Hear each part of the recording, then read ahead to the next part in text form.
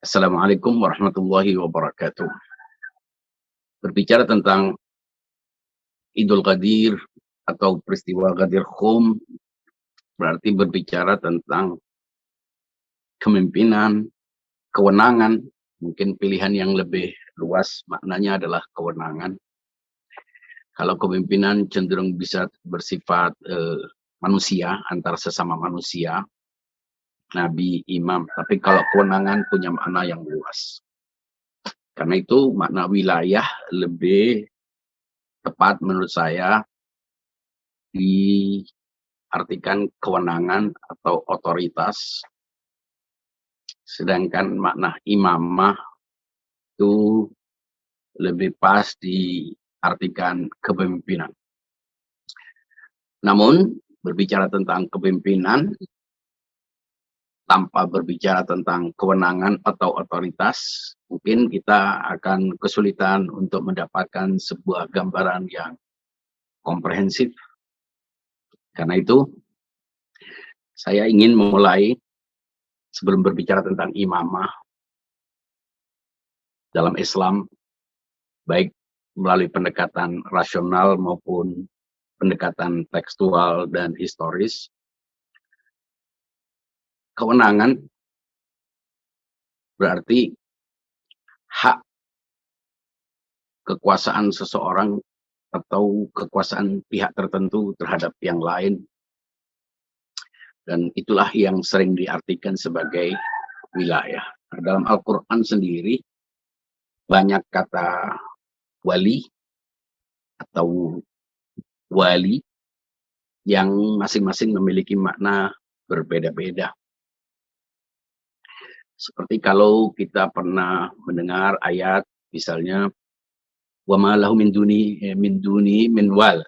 Artinya wali dalam pengertian dengan alif, wali dengan makna wali itu seringkali dipahami secara sama oleh banyak orang. Jadi ada dua kata, ada wali, ada wali. Wali sendiri artinya adalah pemimpin dalam sebuah teritori. Sepertinya lebih diartikan mana gubernur mungkin atau penguasa di suatu daerah. Makanya ada wali Kufah, wali Basrah, wali Makkah. Itu semuanya diartikan sebagai pemimpin di bawah atau gubernur di bawah kerajaan atau kepemimpinan sentral, sebuah pemerintahan sentral. Dan itu punya makna penguasa. Jadi wali itu artinya punya makna penguasa. Sedangkan makna wali dalam banyak ayat suci Al-Quran punya banyak makna. Salah satunya adalah kekasih. Seperti kalau kita sering mendengar ala inna awliya Allah la khaufun alaihim wa la hum yahzanun, bahwa kekasih-kekasih Allah itu tidak pernah takut, tidak punya takut, dan mereka tidak sedih. Ini punya makna kekasih. Begitu juga aulia syaitan, bahwa ada kekasih-kekasih setan. Kata wali di sini punya makna mahabbah, makna cinta. Karena itu tidak salah kalau ada orang menyebut kata wali untuk makna cinta, pecinta, atau yang dicintai. Kemudian ada makna wali dalam arti pelindung. Ini juga banyak ditemukan dalam ayat suci Al-Quran. Misalnya salah satunya wala tarkanu ilal ladzina zalamu fatamassakumun nar wa ma lakum min dunillahi min awliya tsumma la tunsurun. Kamu tidak punya pelindung dan janganlah bergabung dengan orang-orang zalim sehingga kamu akan dikenai neraka, dan saat itu kamu tidak punya pelindung. Dan wali dalam arti pemegang kewenangan, kekuasa, atau dalam pengertian yang dalam istilah yang umum kita gunakan, pemimpin. Itu secara etimologis sebagaimana kita temukan dalam literatur Al-Quran, begitu juga dalam hadis. Itu hanya contoh-contoh. Nah, kalau kita lihat agama ini, terutama Islam, berdiri di atas prinsip tauhid, prinsip monoteisme, prinsip keyakinan bahwa tiada Tuhan selain Allah, dan karena itulah kita menegaskan keberislaman kita dengan syahadat asyhadu an la ilaha illallah wa asyhadu anna muhammadar rasulullah.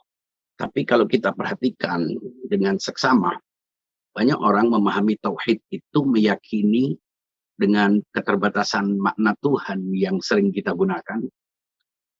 Diartikan meyakini bahwa tiada pencipta selain Allah. Sehingga kalau orang meyakini bahwa pencipta alam semesta hanya Allah, itu digambarkan sebagai tauhid. Namun kalau kita perhatikan dalam banyak ayat suci Al-Quran, justru menegaskan bahwa sebetulnya manusia itu hampir tidak ada yang tidak meyakini adanya pencipta. Minimal dia meyakini adanya kausalitas, ada sebab, ada sesuatu yang memulai. Entah dia menyebutnya Tuhan, alam, Sang Yang, Khuda, God, Lord, atau apapun namanya. Tapi dia meyakini ada yang mengawali Genesis, ada yang mengawali terciptanya alam semesta ini. Karena itu, dalam Al-Quran juga ditegaskan. Dan banyak ayat yang mirip, misalnya berbunyi, wala in sa'altahum man khalaqas samawati wal ard la yaquluna Allah. Hai Muhammad, andaikan kau tanyakan kepada mereka, orang-orang Quraisy, orang-orang kafir di Makkah yang membenci kamu, yang memerangi kamu, siapa yang menciptakan langit dan bumi? Mereka akan katakan Allah. Niscaya la yaquluna Allah, niscaya mereka akan katakan Allah lah pencipta. Artinya dengan sebutan yang berbeda-beda, baik di Arab maupun di negara-negara lain, di wilayah-wilayah lain, bangsa-bangsa lain, semuanya sepakat akan adanya sebuah adikodrati, sebuah kekuatan supreme yang menciptakan alam ini, sang kreator tunggal, dengan berbagai macam sebutan yang berbeda-beda. Nah, karena itu kita bertanya-tanya, bila orang-orang yang memerangi Nabi itu juga meyakini pencipta adalah Tuhan, adalah Allah, maka mestinya itu dipahami sebagai tauhid, mestinya dakwah itu tidak penting. Mestinya Nabi tidak perlu berdakwah. Mengapa? Mengapa Nabi harus mengajak mereka untuk bersyahadat padahal mereka sudah meyakini Tuhan Allah satu adalah pencipta? Karena itu kata Allah sudah ada dalam sebelum Islam datang, dalam ajaran-ajaran sebelumnya. Sebutan Allah, Elohim, atau Eleh, atau sebutan apapun yang berbeda-beda, meyakini adanya pencipta. Tapi hanya meyakini Tuhan sebagai sang pencipta, bahwa alam diciptakan oleh satu Tuhan, itu tidak menunjukkan tauhid. Mengapa? Karena ternyata Nabi masih mengajak mereka untuk bertauhid, melarang mereka untuk syirik. Berarti arti syirik itu tidak hanya menyekutukan Allah sebagai pencipta, tapi punya makna yang lebih luas dari itu. Ada semacam kriteria-kriteria atau syarat-syarat yang harus dipenuhi oleh orang yang hendak bertauhid. Dari situ kita memahami makna tauhid dalam pengertian yang luas, tidak sekedar meyakini Tuhan sebagai pencipta. Iblis pun meyakini Tuhan sebagai pencipta, tapi ia tergolong, ia bahkan dianggap sebagai pemimpin pembangkang, para pembangkang. Khalaqtani min nar wa khalaqtahu min tin. Saat iblis disuruh bersujud kepada Adam, iblis memprotes, menolak dengan alasan bahwa kau menciptakan aku dari api, sedangkan Adam dari tanah. Itu menegaskan bahwa iblis pun meyakini Tuhan sebagai pencipta, bahwa Allah adalah sang pencipta. Dia tidak meyakini ada pencipta lain. Tapi itu tidak mengafirmasi makna tauhid yang utuh. Dan karena itu Nabi berdakwah tidak semata-mata mengenalkan kepada mereka siapa sang pencipta, siapa yang menciptakan alam, bahwa Allah Subhanahu wa taala Tuhan satu-satunya penciptakan alam. Bukan hanya itu dakwah Nabi. Dan kalau hanya mengenalkan Tuhan adalah sang pencipta, mengapa Nabi dimusuh? Mengapa Nabi diusir? Mengapa Nabi diperangi? Dan seterusnya. Itu semuanya mengkonfirmasi adanya sebuah prinsip lain sebagai bagian dari struktur atau sistem tauhid. Apa sistem tauhid yang dimaksud? Ayatullah almarhum Muhammad Taqi Misbah Yazdi dalam kitab Ma'riful Quran menguraikan syarat minimal bertauhid. Pertama, meyakini bahwa pemilik wujud hanya Allah. Bahwa wujud itu hanya Allah. Yang lainnya itu adalah kebergantungan kepadanya. Jadi kita dalam konsep tauhid eksistensi tidak boleh meyakini keberadaan kita sebagai entitas-entitas yang otonom.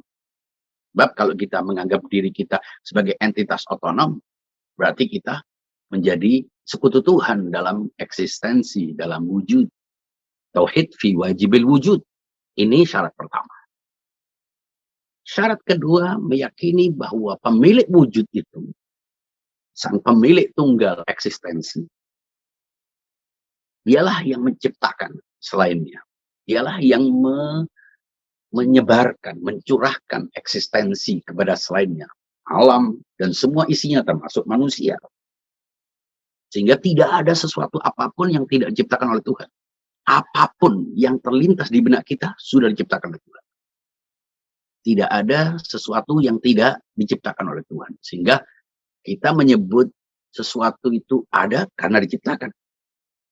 Apa makna penciptaan? Disinilah orang berbeda-beda pandangan. Tapi yang paling logis, penciptaan adalah curahan wujud, pancaran cahaya yang Allah Subhanahu wa taala sebarkan ke semua yang mungkin.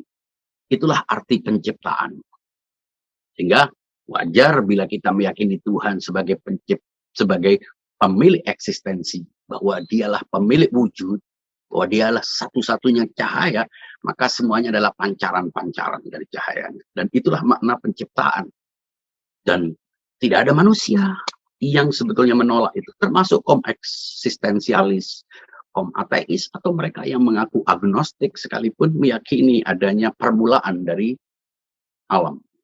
Kaum saintis yang sebagian mengaku agnostik atau ateis pun meyakini bahwa alam tidak muncul begitu saja, tapi ada proses, entah itu dengan teori black hole atau Big Bang atau apapun namanya. Yang jelas meyakini ada sebuah awal dari eksistensi alam. Itulah makna penciptaan dalam pengertian yang luas. Setelah kita meyakini Tuhan sebagai pencipta, apa yang membuat Abu Jahal, Abu Lahab, Abu Sufyan, dan para penguasa Mekah itu begitu getolnya memerangi Nabi?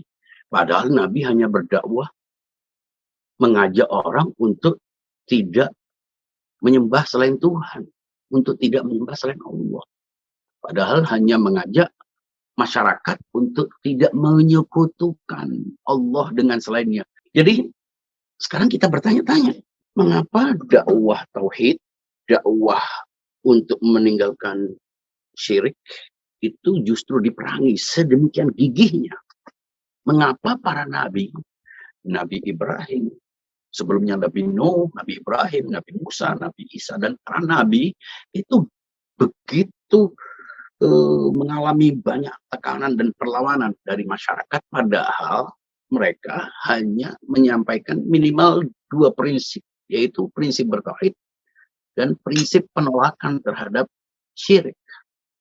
Kalau seandainya hanya mengajak untuk tidak meyakini adanya pencipta selain Tuhan, itu tidak mengubah perilaku. Apa yang bedakan perilaku seseorang yang meyakini alam diciptakan oleh Tuhan dan orang yang meyakini bahwa alam itu tidak diciptakan oleh Tuhan? Mungkin orang hanya yang tidak meyakini bahwa alam diciptakan oleh sesuatu, yaitu karena terjerumus dalam kebodohan. Sebagaimana Al-Quran sudah memberikan gambaran. Am khuliqu min ghairi syai'in am humul khaliqun. Law kana fihima alihatun illallah lafasadata. Arbabun mutafarriquna khairun amillahul wahidul qahhar. Itu semuanya ayat-ayat yang mengkonfirmasi bahwa andaikan manusia hanya semuanya meyakini bahwa pencipta hanya Allah, itu tidak mengubah perilaku manusia. Dan dakwah Nabi menjadi tidak signifikan. Belum lagi perlawanan mereka terhadap para nabi menjadi sesuatu yang absurd. Tidak mengganggu mereka. hanya ajakan untuk meyakini adanya pencipta. Ternyata, sebagaimana disebutkan oleh Ayatullah Taqi Misbah Yazdi, bahwa tauhid justru memiliki makna aplikatif, memiliki makna implementatif, itu ketika dihubungkan dengan meyakini Tuhan sebagai pemegang kewenangan.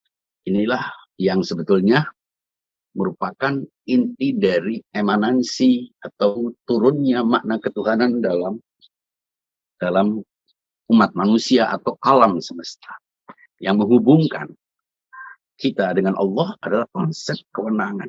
Nah, kewenangan ini yang hendak kita bicarakan, bahwa tauhid tanpa meyakini bahwa pemilik kewenangan hanya Allah, maka tidak ada artinya. Keyakinan akan adanya pemilik wujud hanya Allah, keyakinan bahwa pencipta alam hanya Allah, tidak sempurna ketauhidan seseorang bila tidak meyakini bahwa pemilik kewenangan hanya Allah. Tidak ada yang punya hak dominan terhadap siapapun, bahkan antara sesama manusia. Dan karena itu tidak punya kepatuhan, tidak ada hak kepatuhan, tidak ada wajib kepatuhan seseorang kepada seseorang yang lain. Mengapa? Karena mereka berada dalam posisi sejajar. Orang yang berada dalam posisi sejajar tidak boleh mematuhi. Artinya kepatuhan hanya bisa diberikan kepada yang memiliki kewenangan. Nah, karena tidak ada manusia yang memiliki kewenangan, tidak ada manusia yang memiliki superioritas terhadap sesama, kecuali Allah. Karena Allah lah pemegang keunggulan, karena dialah sang pencipta. Maka hanya dialah yang memiliki kewenangan dan kuasa terhadap selainnya. Jadi arti wilayah itu adalah hak dominan mengatur siapapun. Itu hanya milik Allah. Tidak ada siapapun. Bahkan Nabi tidak memiliki kewenangan itu secara primer. Karena Nabi dengan sendirinya adalah makhluk. Nabi adalah hamba. Karena itu kalau kita bersyahadat, lebih lengkapnya asyhadu anna Muhammadan abduhu wa rasuluh, untuk menegaskan bahwa ia tidak memiliki kewenangan pada diri. Dia tidak punya hak karena dia manusia, karena dia ciptaan, karena dia hamba. Apalagi yang di bawahnya. Jadi sebelum kita kaitkan wilayah dengan nabi, imam, orang keramat, atau siapapun, orang mulia, sufi, abid, zahid, semuanya, kita harus hubungkan konsep wilayah itu dengan Allah Subhanahu wa Ta'ala sebagai pemilik wujud, sebagai pencipta, dan sebagai pemegang kewenangan. Disitulah arti at-tauhid fir rububiyah. Syekh Muhammad Taqi Misbah Yazdi mengatakan inilah esensi dari tauhid yang berimplikasi terhadap tindakan, yang melahirkan kepatuhan, yang meniscayakan keterikatan dan komitmen. Itu makna wilayah.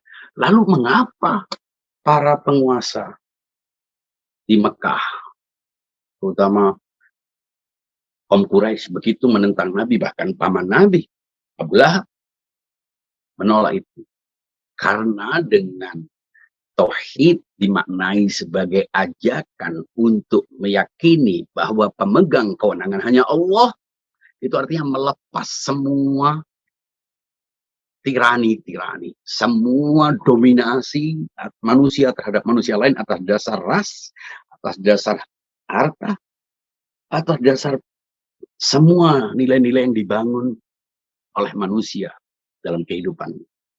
Itu artinya ajakan Nabi bertauhid adalah ajakan untuk melakukan perlawanan terhadap hegemoni, terhadap dominasi antar sesama, terhadap kuasa-kuasa yang dibangun oleh manusia berdasarkan harta, senjata, dan lainnya. Dan karena itu, para penguasa Makkah merasa terancam, status quo-nya digugat, dan karena itu mereka melakukan perlawanan terhadap Nabi.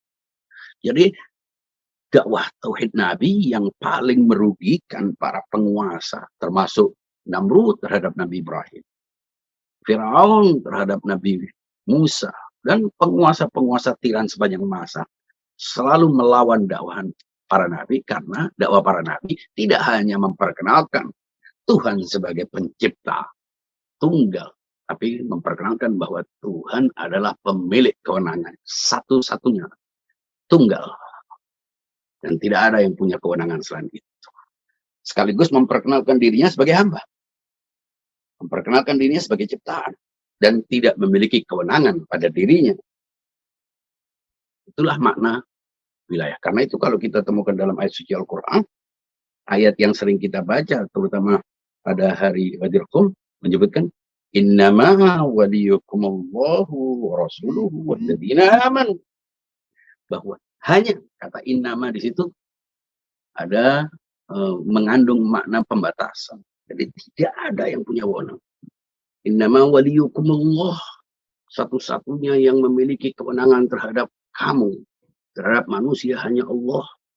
Nah, arti wa dan di sini bermakna gradual. Jadi Allah saja pemilik kewenangan. Innama waliyukumullah, sesungguhnya makna tauhid itu adalah meyakini Tuhan sebagai pemilik kewenangan. Dialah pemilik otoritas, dialah pemilik hak, dialah yang punya dominasi, dialah yang supreme. Dia tidak boleh bersanding dengan siapapun dalam kewenangan. Inilah yang melahirkan pasangannya, yaitu kepatuhan. Jadi ketika kita meyakini bahwa Tuhan pemilik kewenangan tunggal, maka kepatuhan kita juga tunggal hanya kepada Allah Subhanahu wa Ta'ala.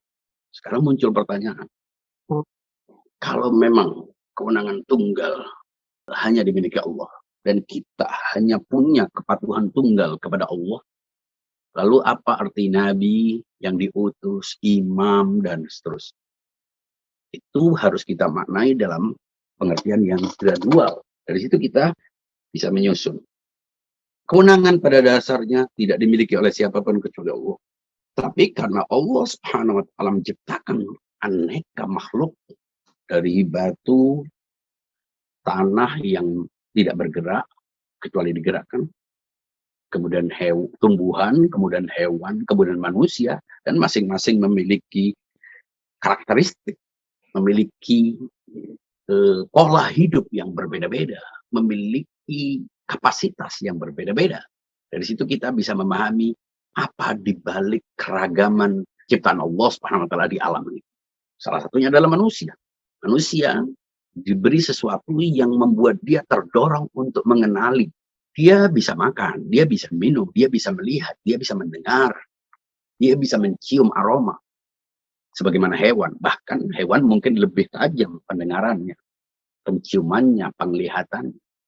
Tapi dia memiliki satu alat yang dengan itu dia harus membatasi semua kehendak-kehendaknya. Dia harus menyadari adanya norma-norma, batasan-batasan, hukum-hukum yang muncul di benaknya otomatis. Mengenal baik dan buruk, mengenal sempurna dan tidak sempurna, benar dan salah. Dari mana munculnya? Ya karena dia dibekali sebuah software yang dengan itu dia mengenali kausalitas. Dia mengenali keberadaan alam, manusia, benda, hewan, batu, semuanya mengalami keberadaan. Semuanya ada. Tapi hanya manusia yang mengalami ada sekaligus dia menyadari keberadaannya. Dan ketika dia menyadari keberadaannya, dia mulai bertanya-tanya tentang keberadaan dirinya. Saat dia bertanya-tanya tentang keberadaan dirinya, muncullah di benaknya tentang sebab akibat, tentang urutan, tentang hierarki, tentang struktur, yang dengan itu dia mencapai satu jawaban bahwa ini semuanya bermula dari sesuatu yang membuatnya ada. Itulah makna tauhid dan manusia. Dan ketika dia mengenal ada, dia mengenal hukum-hukum yang dengan itu ia harus melahirkan makna kepatuhan, makna kewenangan dan makna kepatuhan.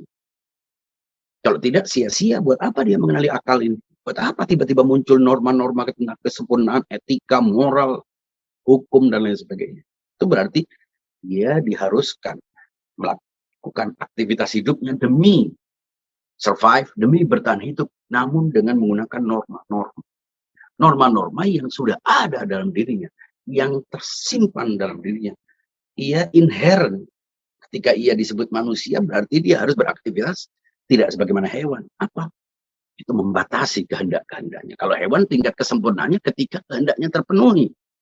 Tapi manusia tingkat kesempurnaannya justru ketika kehendak-kehendaknya dibatasi oleh norma-norma yang dihasilkan oleh akal yang tersimpan, yang sudah tercangkok, terinstall dalam diri. Dari situ dia mulai memahami mana kepatuhan sebagai konsekuensi niscaya dari kewenangan. Apa yang menghubungkan antara manusia dan Tuhan? Tidak ada. Pada dirinya tidak ada. Kenapa? Tidak punya kesamaan. Tuhan pemilik wujud, sementara kita tidak memiliki wujud. Tuhan pencipta, sementara kita diciptakan. Tuhan memiliki kewenangan, sementara kita tidak punya kewenangan terhadap diri kita sendiri, apalagi terhadap sesama. Nah, sebagian orang menggunting makna tauhid ini sehingga dia langsung berbicara tentang kewenangan dalam kehidupan manusia. Lebih percaya kepada konstruksi yang dibangun karena dominasi kelompok terhadap kelompok lain sehingga muncullah norma-norma hukum-hukum yang ditetapkan atas sesama. Dan sekelompok orang yang menolak itu dianggap membangkang, dan karena membangkang mereka ditiadakan atau diabaikan dan seterusnya. Nah, disitulah pilihan antara orang yang meyakini konsep kewenangan yang berangkat dari Tuhan, bersumber dari prinsip ketauhidan tentang alam, tentang penciptaan, lalu muncul konsep kewenangan, dengan orang-orang yang memang menggunting konsep ketuhanan, sehingga dengan itu ia harus hidup dalam masyarakat yang berbeda-beda. Ketika setiap individu memiliki batasan-batasan, maka mereka harus membuat sebuah hukum, yang dengan itu bisa terjalin sebuah hidup. Nah, masalahnya hukum yang mereka buat, itu hanya berlaku terhadap sesama. Sehingga ada sekelompok orang yang merasa punya hak untuk memberlakukan sebuah hukum berlaku terhadap semua orang. Pilihannya, apakah kita meyakini kewenangan itu bersifat vertikal? Atau kewenangan itu hanya bersifat horizontal? Kalau kita meyakini kewenangan itu hanya bersifat horizontal, maka yang terjadi adalah perebutan. Ketika setiap orang merasa berada dalam posisi sama, maka berusaha ada yang menganggap dirinya tidak sama dengan melakukan berbagai macam cara agar bisa menghegemoni, memaksa, mendominasi, merepresi kelompok lain. Itulah dunia yang sedang terjadi sekarang ini. Setiap orang merasa punya kewenangan. Ini berimplikasi terhadap ilmu pengetahuan, terhadap agama, terhadap budaya, terhadap semua hidup. Kita lihat sekarang. Apakah kita meyakini bahwa kewenangan itu hanya dimiliki oleh yang tidak sejajar? Ataukah kewenangan itu milik siapapun yang berada dalam posisi sejajar, yang mana yang lebih kuat? Itulah yang punya kewenangan. Ini persoalan. Kita berangkat dari tauhid meyakini bahwa tidak ada yang punya kewenangan. Dan karena tidak ada yang punya kewenangan, kita tidak perlu berlomba untuk membuat sebuah hukum berlaku terhadap sesama yang pasti tidak diterima oleh kelompok lain ketika kepentingannya dirugikan. Inilah yang membedakan mengapa kita memahami ayat ketika Allah mengatakan innama waliyukumullah, bahwa pemilik kewenangan itu hanya Allah, bukan sekedar memimpin dalam pengertiannya yang antropologis, yang sosiologis, tapi dalam makna eksistensial. Sehingga dari situ kita memahami makna gradasi. Oke, ketika Tuhan dan kita tidak punya hubungan, karena Tuhan maha sempurna, kita maha tidak sempurna, bahkan maha dekil, maha kurang. Tuhan maha suci, kita maha kotor. Tuhan maha tak terbatas, kita maha terbatas. Semacam tidak ada kaitan. Laisa kamitslihi syai'. Tidak ada yang mirip. Artinya kita jangan pernah mencari kesamaan-kesamaan dalam segala hal dengan Tuhan. Karena kita bahkan tidak memiliki keberadaan diri kita. Nah, untuk bisa memahami ini, mau tidak mau kita memahami makna penciptaan. Tahukah kita bahwa kita tidak diciptakan oleh Tuhan langsung, tapi kita adalah pancaran-pancaran cahaya yang muncul dari pancaran di atasnya. Dan begitulah seterusnya dalam struktur emanasi. Kita adalah petikan cahaya paling kecil yang diciptakan oleh cahaya sebelumnya. Dan hanya satu cahaya yang ada di alam. Dalam alam eksistensi. Allahu nurus samawati wal ardh. Jadi satu-satunya cahaya yang ada ini hanya Allah. Kita ini cahaya bagi yang di bawah kita. Tapi bagi yang di atas kita adalah petikan cahaya darinya. Dan begitulah seterusnya. Itu artinya semua kita bermula dari Tuhan. Tapi kita berjarak dengan gradasi. Ada spektrum, ada tingkatan-tingkatan. Yang karena itu mau tidak mau kita bergantung kepada yang di atas kita. Kita tidak langsung bergantung kepada Allah. Nah, kalau tidak semuanya bisa diperoleh melalui Allah, mengapa Allah tidak mengatur semua manusia tanpa perlu ada perantara? Nggak perlu ada nabi. Kalau ada orang menolak tawassul karena merasa bisa berhubungan dengan Allah, kita pertanyakan, kenapa harus ada konsep kenabian? Anda menolak tawassul mestinya berlaku terhadap semuanya, tidak perlu ada perantara. Mestinya setiap manusia terlahir bisa langsung memahami hukum agama, hukum kebenaran, mana yang benar, mana yang salah. Tak perlu ada nabi. Kenapa harus ada mediasi? Mengapa perlu ada mediasi? Karena gradasi. Karena struktur hierarki kebenaran itu memang faktanya bertingkat-tingkat. Cahaya itu punya spektrumnya, punya urutannya. Dan mana yang paling dekat, itulah yang memiliki keterikatan kepada yang sempurna. Dalam pengertian ini, kita memahami bahwa Tuhan adalah satu cahaya. Tapi pancaran cahaya pertama itu adalah cahaya bagi yang di bawah. Dan begitulah terus. Tuhan Maha Suci. Tuhan suci dengan sendirinya. Nabi, imam, tidak suci dengan sendirinya. Dia disucikan. Itu artinya dia bukan suci sebagai sebab. Hanya Tuhan yang suci sebagai sebab. Tapi yang suci sebagai akibat. Allah tegaskan. La yamassuhu illal mutahharun innama yuridu Allahu liyuthiba ankum ar-rijsa. Itu artinya mereka bukan disucikan itu artinya dari kotor. Tapi kesucian tidak diperoleh dari dirinya. Kesucian yang dia miliki itu dari yang punya kesucian pada diri. Mengapa mana kesucian ini punya mana? Karena kesucian itu keberadaan utuh. Jadi makin suci, makin utuh eksistensi. Dan yang memiliki eksistensi dalam pengertian yang utuh hanya Allah. Maka itu Tuhan Maha Suci dengan sendirinya. Sedangkan yang di bawahnya, Nabi, Imam, dan siapapun, suci karena disucikan oleh Allah. Dia mencerap cahaya kesucian dari Allah SWT. Yang kemudian cahaya ini turun ke bawah. Dalam intensitas yang terus menerus. Tugas kita mendekati cahaya-cahaya. Itu untuk bisa mendekati cahaya. Nggak akan pernah sampai ke cahaya itu. Karena kita berada dalam urutan takwininya di bawah. Inilah yang mengharuskan kita untuk memahami bahwa kewenangan, cahaya, atau apapun itu pasti gradual. Pasti bertingkat. Penciptaan, kita tidak diciptakan oleh Tuhan langsung. Mengapa? Bukan karena Allah tidak mampu. Tapi konsekuensi dari urutan ini melahirkan bahwa kita diciptakan oleh wujud yang lebih unggul dari kita. Yang secara vertikal semuanya kembali kepada Allah. Dan saat itulah kita mengatakan inna lillah wa inna ilaihi raji'un. Kita dari Allah dan akan kembali. Kembali kemana? Ke Allah. Karena dia adalah pemilik wujud. Nah, kita dalam proses ini mendekat. Disitulah punya makna mengapa kita meyakini kewenangan dalam pengertian kedua. Apa kewenangan kedua? Itu kewenangan yang tidak diperoleh dari dirinya sendiri. Tapi dari selainnya, yaitu dari Allah. Nah, kewenangan Allah ini dilimpahkan, tercurah kepada cahaya yang di bawahnya. Agar kita bisa tersambung kepadanya. Innama waliyukumullah. Jadi kewenangan yang ada pada Nabi, kewenangan yang ada pada imam, kewenangan yang berada di urutan-urutan setelah itu semuanya muaranya secara vertikal kepada Allah SWT. Tidak ada pada dirinya. Nah, tauhid pertama tidak boleh menyandangkan kewenangan ini dengan siapapun termasuk Nabi dan imam. Kemudian baru kita meyakini adanya kewenangan. Nah, kewenangan ada dua, yaitu kewenangan pada dirinya dan kewenangan yang tidak ada pada dirinya.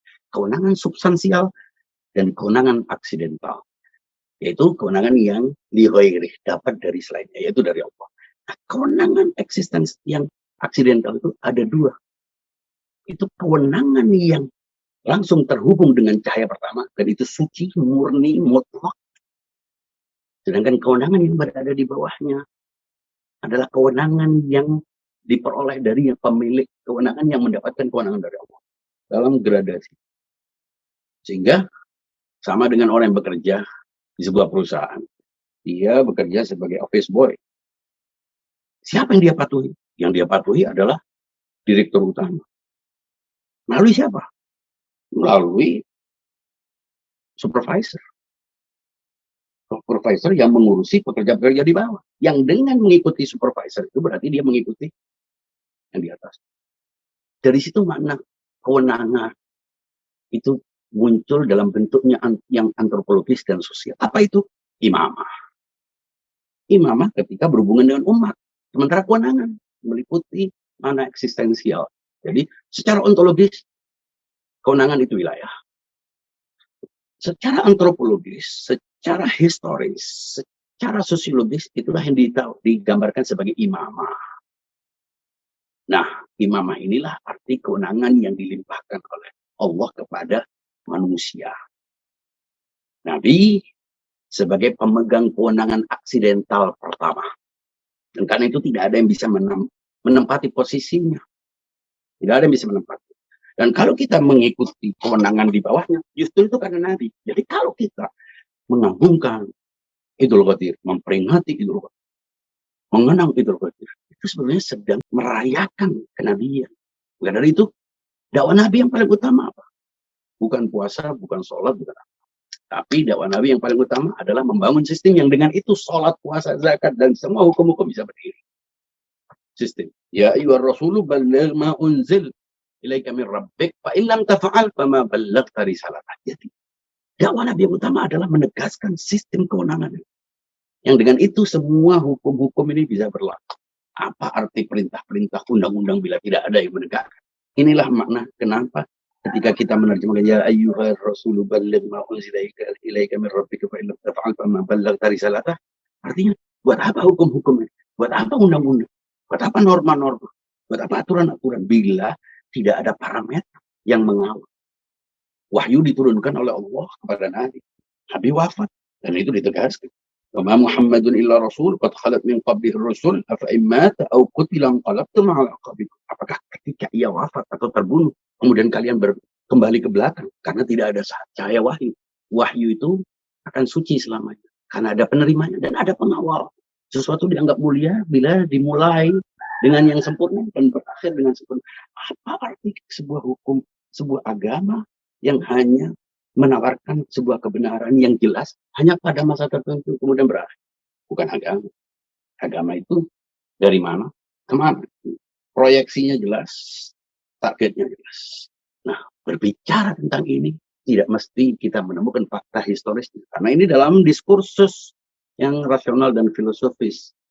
Ketika bicara tentang sejarah, justru kita mempertanyakan kewenangan-kewenangan yang mulai dibangun oleh sesama manusia tujuannya untuk melakukan kudeta terhadap kewenangan yang dibangun oleh Allah Subhanahu wa taala sehingga terjadilah deviasi, penyimpangan, distorsi, reduksi dalam kehidupan. Mengapa? Karena kuasa manusia, relasi kuasa yang berusaha untuk mengambil alih kuasa Tuhan dengan atas nama apa? Itulah yang mungkin bisa dipahami apa yang saya sampaikan. Mohon maaf. Wassalamualaikum warahmatullahi wabarakatuh.